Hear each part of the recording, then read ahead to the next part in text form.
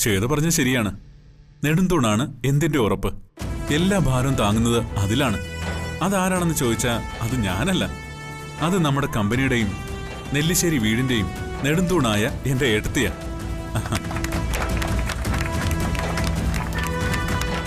ഏട്ടത്തില്ലെങ്കിൽ ഞാനില്ല, നെല്ലിശ്ശേരി കൺസ്ട്രക്ഷൻസ് ഇല്ല.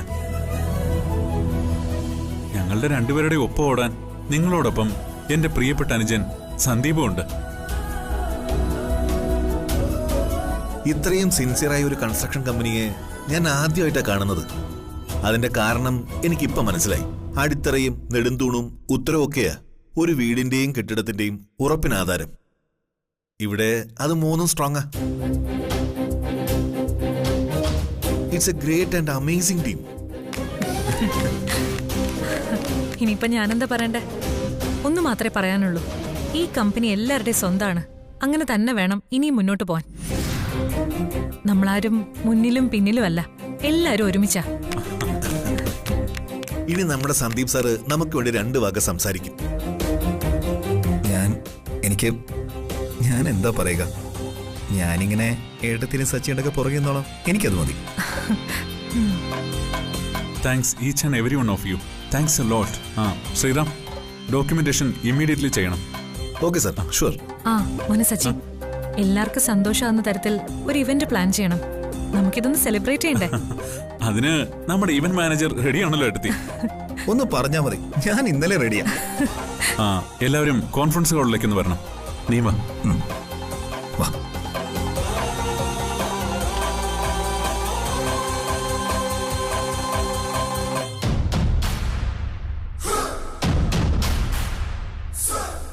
Sriram madam, draft എനിക്ക് വിട്ടേക്കണം. അതിന് മാഡത്തിന് അയച്ചിട്ടല്ലേ സാറിനിടൂ പോരെ?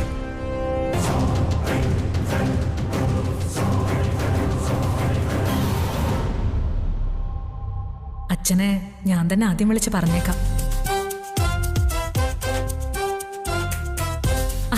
അച്ഛാ, ഒരു വിശേഷം ഉണ്ട് അറിയിക്കാൻ.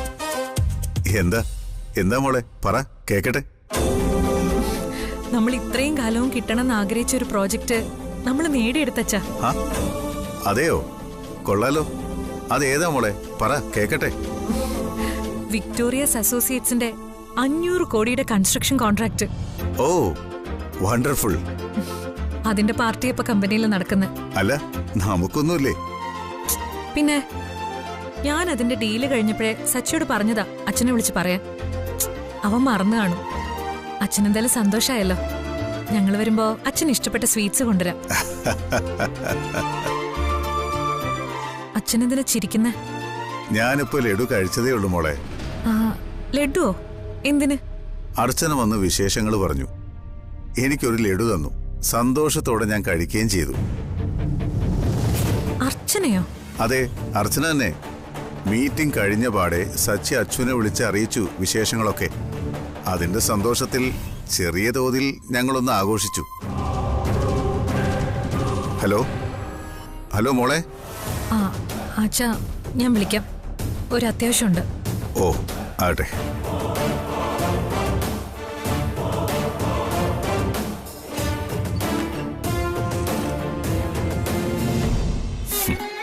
ഞാനൊന്നും അറിഞ്ഞില്ലെന്ന് കരുതി വിളിച്ചതാ. പാവം.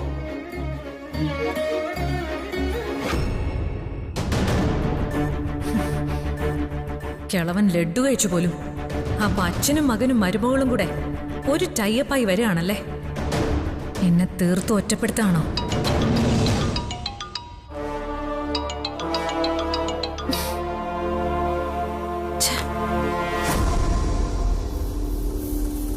ഇതെന്താ ഫോൺ കട്ടാക്കിയത്?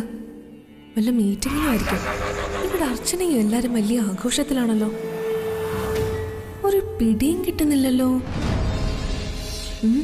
ഒന്നുകൂടെ ട്രൈ ചെയ്യാം.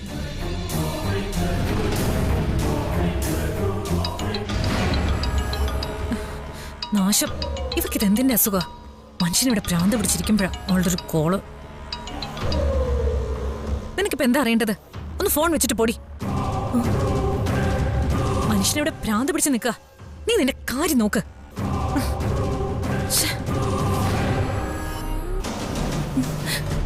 ഇതെന്ത് പുലിവാല? ചേച്ചി എന്തിനാ ഇത്രയും ചൂടാവുന്നത്? അപ്പൊ ചേച്ചിക്ക് ഇഷ്ടമില്ലാത്ത എന്തോ കാര്യമായിട്ട് സംഭവിച്ചിട്ടുണ്ട്. അതെന്താണെന്ന് അറിയണമല്ലോ. അവിടെ അടിയന്തരം, ഇവിടെ പൊങ്കാലയാണോ?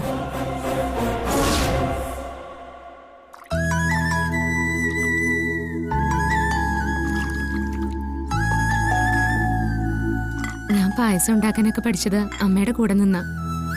അമ്മ നല്ലപോലെ പാചകം ചെയ്യും, എനിക്കും ഇഷ്ടാ. ആതിരയോ? അടുക്കളയുടെ പരിസരത്ത് പോലും വരില്ല അവള്, മടിച്ചിയാ. നല്ലപോലെ കഴിക്കും. അതും ഓരോ തരത്തിലുള്ളത് നോക്കി വെച്ചിട്ട് എന്നെ ചട്ടം കെട്ടും ഉണ്ടാക്കി കൊടുക്കാൻ. ഏട്ടത്തി പായസം ഉണ്ടാക്കാണോ? സച്ചേട്ടന് പാലട ആണല്ലോ പ്രിയപ്പെട്ടത്. ഇന്ന് സച്ചേട്ടന്റെ പിറന്നാളൊന്നും അല്ലല്ലോ, പിന്നെന്താ ഒരു പായസം? പെരുന്നാളിന് മാത്രമേ പായസം ഉണ്ടാക്കാൻ പാടുള്ളൂന്നുണ്ടോ അമ്പിളി ചേച്ചി? ഏയ്, അങ്ങനെയൊന്നുമില്ല. സന്തോഷമുള്ള എപ്പോ വേണമെങ്കിലും പായസം വെക്കാം. അതറിയാം. പക്ഷെ ഇന്നത്തെ സന്തോഷം എന്താണെന്ന് എന്നോട് കൂടെ ഒന്ന് പറ, ഞാനും ഒന്ന് സന്തോഷിക്കട്ടെ. എനിക്കറിയില്ല സന്തോഷിക്കാനുള്ള കാരണം എന്താണെന്ന്. ഇവളാണെങ്കിൽ സന്തോഷത്തിൽ ആറാടി പായസം ഉണ്ടാക്കുന്നു. കാര്യം അറിയാൻ ചേച്ചിയെ വിളിച്ചപ്പോ ചീത്ത പറഞ്ഞു ഓടിച്ചു. ഇത്രയും വലിയ സന്തോഷം എന്താ? അനക്ക് എന്താ ആലോചിക്കുന്നതെന്ന് എനിക്ക് മനസ്സിലായി. ഏടത്തി എന്താ എന്നോട് മറച്ചു വെക്കുന്നേന്നല്ലേ? ഏട്ടത്തിയുടെ സന്തോഷത്തിൽ എനിക്കും പങ്കെടുക്കണ്ടേ? നമ്മൾ ഒത്തിരി കാലമായിട്ട് ആഗ്രഹിച്ചിരുന്ന ഒരു കമ്പനിയുടെ കോൺട്രാക്ട് നമുക്ക് കിട്ടി. അതാണ് സന്തോഷം. ഓ, അത് പറയാനാണോ സച്ചേട്ടൻ വിളിച്ചത്? ആ അതെ. അപ്പൊ പിന്നെ പൊളിക്കണ ഏട്ടത്തി നമുക്ക്. അതിനല്ലേ പാലട പായസം. ഏട്ടത്തി സമ്മതിച്ചു. എങ്ങനെയാ ഏട്ടത്തി ഇതിന്റെ ഒരു കറക്റ്റ് കൂട്ടൊക്കെ ചേർക്കുന്നത്? അതോ, അത് ആദ്യം പാലട ചെറുതായിട്ട് കഴുകണം. എന്നിട്ട് അയ്യോ എന്റെ ഏട്ടത്തി, എനിക്ക് കേക്കണ്ട. ഇതൊക്കെ മഹാബോറം പരിപാടിയാ. ഇത്രയൊക്കെ കഷ്ടപ്പെടേണ്ട വല്ല കാര്യമുണ്ടോ? വളരെ സിമ്പിൾ അല്ലേ? എങ്ങനെ? മൊബൈൽ എടുക്കണം, ഒരു ഫുഡ് ആപ്പ് ഇൻസ്റ്റാൾ ചെയ്യണം, ഒരു ഓർഡർ. നിമിഷ നേരങ്ങൾക്കുള്ളിൽ പാലട മാത്രമല്ല സകല പായസങ്ങളും നമ്മുടെ വാതിലിന് മുന്നിൽ വരും. പായസങ്ങൾ മാത്രമല്ല, എന്തും കഴിക്കാൻ കിട്ടുമെന്ന് എനിക്കറിയാം. സ്നേഹിക്കുന്നവർക്കും ഇഷ്ടപ്പെടുന്നവർക്കും നമ്മുടെ കൈകൊണ്ട് പാചകം ചെയ്ത് കൊടുക്കുന്നതാണ് എനിക്കിഷ്ടം. അതിൽ പരം സന്തോഷം വേറൊന്നുമില്ല.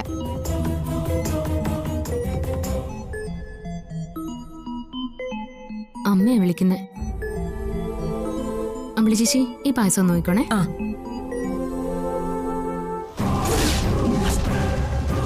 നിന്റെ സന്തോഷ പായസം എന്ന സങ്കട പായസം ആയാലോ?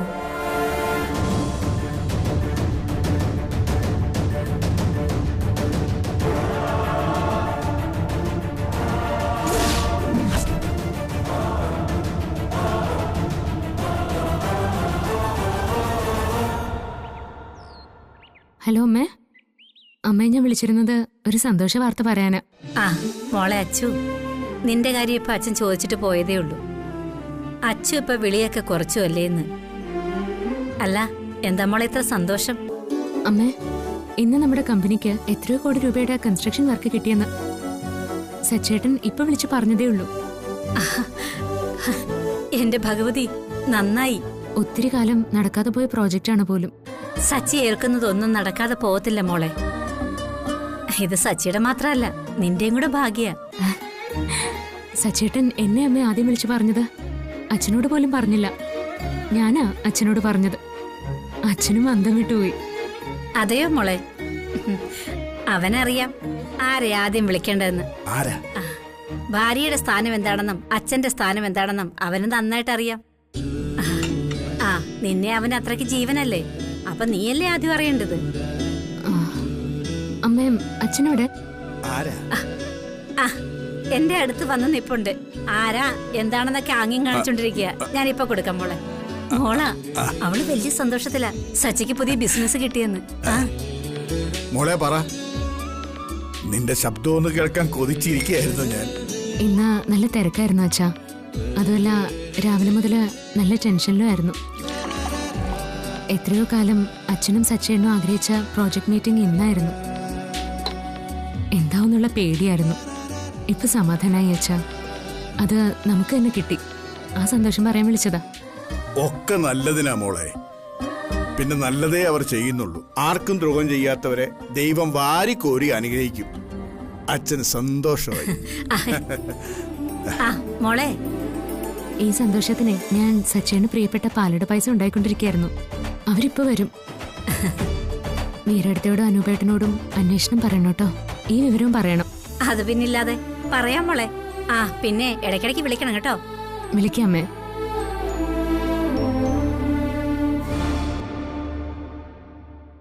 എല്ലാവരും എല്ലാ കാലവും ഇങ്ങനെ നരകത്തിലും സങ്കടപ്പാടിനും കിടക്കില്ല കമലേ. അവരവരുടെ തലവര പോലെ ജീവിതത്തിൽ മാറ്റങ്ങൾ ഉണ്ടായിക്കൊണ്ടേയിരിക്കും. അതിന്റെ ഉത്തമ ഉദാഹരണമാണ് നമ്മുടെ അച്ചു.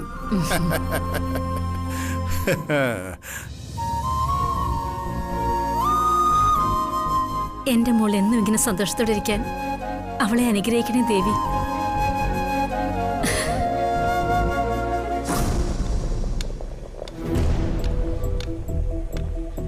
ഒന്ന് നോക്കിക്കോണേ, ഞാനിപ്പോ വരാം.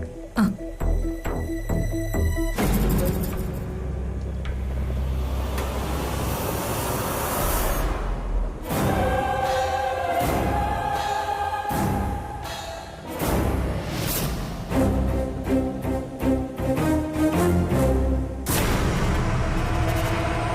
അർച്ചനെ, ഞാൻ നിന്നെ കണ്ടു പഠിക്കണം അല്ലേ? നീയാണല്ലോ ഇപ്പോഴത്തെ ഇവിടുത്തെ റോൾ മോഡല്. എന്തെടുത്താലും അർച്ചന. സ്വഭാവത്തിൽ അർച്ചന, സ്നേഹത്തിൽ അർച്ചന, ഭക്ഷണത്തിൽ അർച്ചന. ഞാനിന്ന് കാണിച്ചു തരാം നീ ഇന്ന് പായസം ഉണ്ടാക്കി സകലതിനെയും കുടിപ്പിക്കുന്നത്.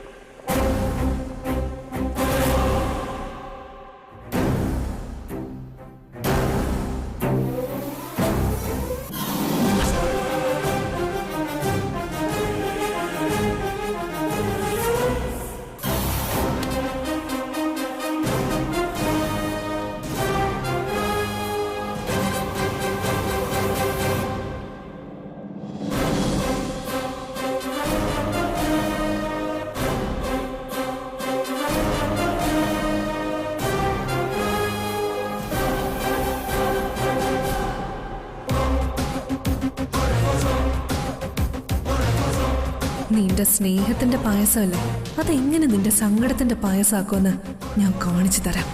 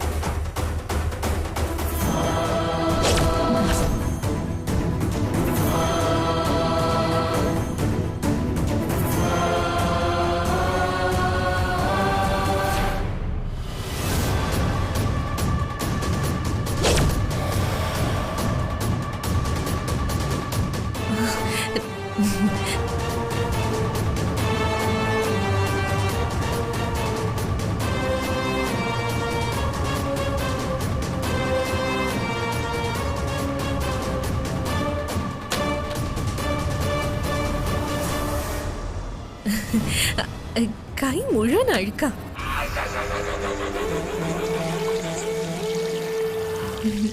നല്ല പായസമൊക്കെ ഉണ്ടാക്കാൻ എന്ത് പണിയല്ലേ അമ്മ ചേച്ചി? അതൊക്കെ ഒരു കൈപ്പുണ്യാ കുഞ്ഞെ. അർച്ചന കുഞ്ഞിനത് വേണ്ടോളം ഉണ്ട്.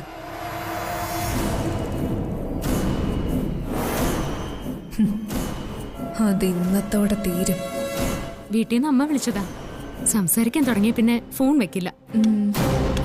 പിന്നെ അച്ഛനും കൊടുത്തു. രണ്ടുപേരോടും 2 വാക്ക് സംസാരിച്ചു, ഫോൺ വെച്ചു.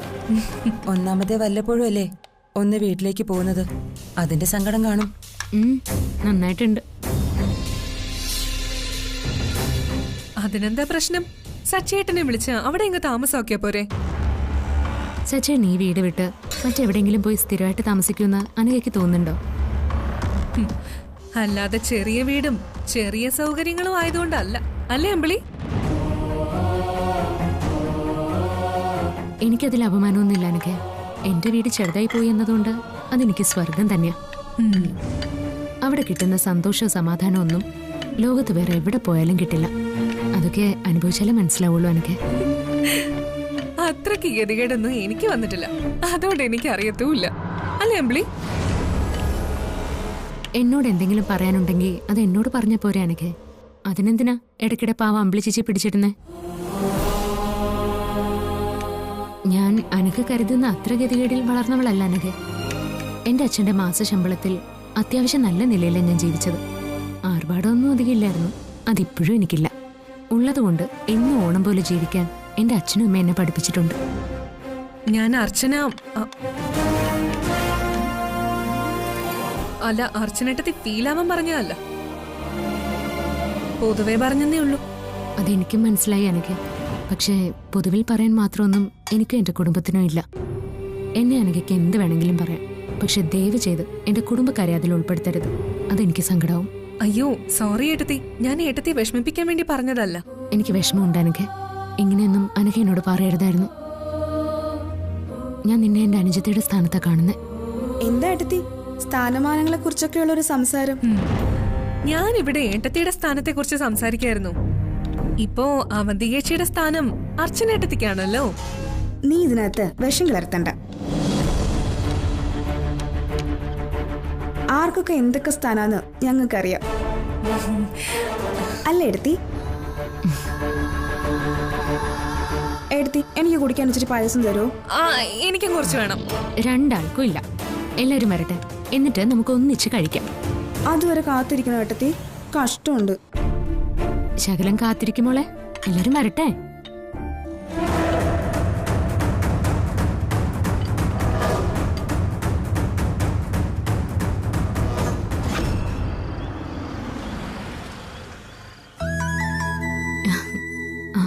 സച്ചേട്ടൻ വന്നു.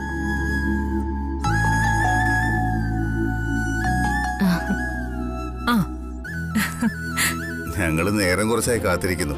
ഇന്ന് പതിവിൽ ലേറ്റ് ആണല്ലോ. ഇന്നത്തെ കോൺട്രാക്ടിന്റെ കുറച്ച് പേപ്പർ വർക്ക് ഉണ്ടായിരുന്നു. അവരുടെ MD അരുന്ധതി കൃഷ്ണ വിദേശത്താ. കാര്യങ്ങളൊക്കെ അവരുമായിട്ട് സൂം മീറ്റിംഗിൽ ഡിസ്കസ് ചെയ്യേണ്ടി വന്നു. നല്ല ആൾക്കാരാ. ഇത്രയും വലിയ പ്രോജക്റ്റ് കമ്മിറ്റ് ചെയ്തിട്ട് വെറും കൈയോടെയാണോ വന്നിരിക്കുന്നത്? സോറി, അതിനുള്ള സമയം കിട്ടിയില്ല. നമുക്ക് ആ കുറവ് ഗ്രാൻഡ് ആയിട്ട് പരിഹരിക്കാം, അല്ലേ സച്ചേട്ടാ? അതിലും വലിയ സീറ്റ്സ് ഇവിടെ ഒരാൾ ഒരുക്കിയിട്ടുണ്ട്. പാലട പായസം അല്ലേ? അതെങ്ങനെ നീ ഇത്ര കൃത്യമായിട്ട് അറിഞ്ഞു? ഞാൻ വിളിച്ച് പറഞ്ഞതേ അടുത്തി. സച്ചേട്ടന് പാലടയാണല്ലോ പ്രിയം. അപ്പൊ നമ്മളൊന്നും അറിയുന്നില്ല. കൊള്ളാം. അവിടെ കമ്പനിയുമായി സൈൻ ചെയ്ത അപ്പൊ തന്നെ അർച്ചനേട്ടത്തേക്ക് സച്ചിയേട്ടന്റെ കോള് വന്നു. പിന്നെ ഇവിടെ ഒരു ചെറിയ ആഘോഷമായിരുന്നു. അച്ചു തന്നെ എന്നോടും പറഞ്ഞത്. ഷടാ, ഇതിനിടെ അങ്ങനെയൊക്കെ നടന്നു? ഞാൻ അറിഞ്ഞില്ലല്ലോ. അല്ലെങ്കിലും സന്ദീപിനൊന്നും അറിയില്ലല്ലോ. അതിനിപ്പോ എന്താ, സച്ചിയേട്ടൻ ഒരു തികഞ്ഞ ഭർത്താവിന്റെ ഉത്തരവാദിത്തം കാണിച്ചു. ഒരു നല്ല കാര്യം നടക്കുമ്പോ ആദ്യം വിളിച്ച് പറയേണ്ടത് ഭാര്യയോടാണല്ലോ.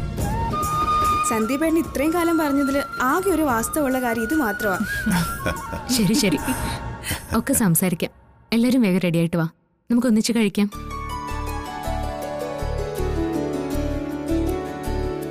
അച്ഛൻ വന്നേ. ഭക്ഷണത്തിന് മുന്നേ കഴിക്കേണ്ട മരുന്നുണ്ടല്ലോ, അത് കഴിച്ചിട്ട് വരാം. മധുരം കഴിക്കേണ്ടതാ.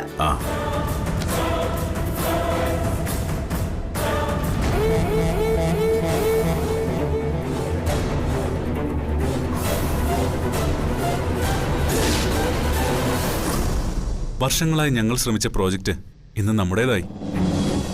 അത് സത്യത്തിൽ ഒരു ലാൻഡ്മാർക്കാണ്. ഞാൻ പറഞ്ഞില്ലേ, തന്റെ പ്രാർത്ഥനയ്ക്ക് ഫലമുണ്ടായി.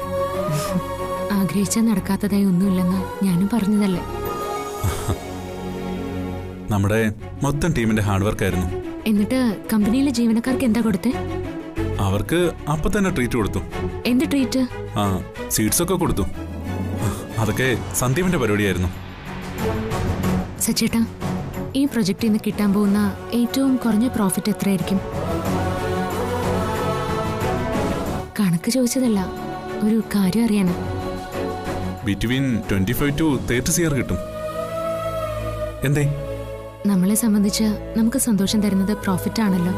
പക്ഷേ തൊഴിലാളികളെ സംബന്ധിച്ച് അവരുടെ സന്തോഷം മാസം അവസാനം കിട്ടുന്ന ശമ്പളത്തിൽ 100 രൂപ കൂട്ടിക്കിട്ടുന്നതാ.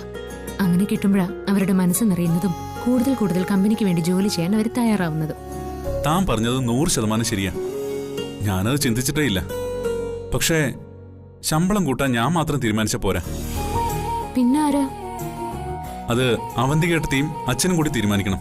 പക്ഷേ ഞാനിത് പ്രപ്പോസ് ചെയ്യുന്നുണ്ട്. ഇന്നത്തോടെ നിന്റെ പാലട പായസം കൊണ്ടുള്ള സുഖിപ്പിക്കല് തീരും. സന്തോഷം സങ്കടത്തിൽ അവസാനിക്കുമ്പോ എല്ലാവരും നിന്നെ കുറ്റപ്പെടുത്തും അർച്ചനെ. നിന്നെ മാത്രം.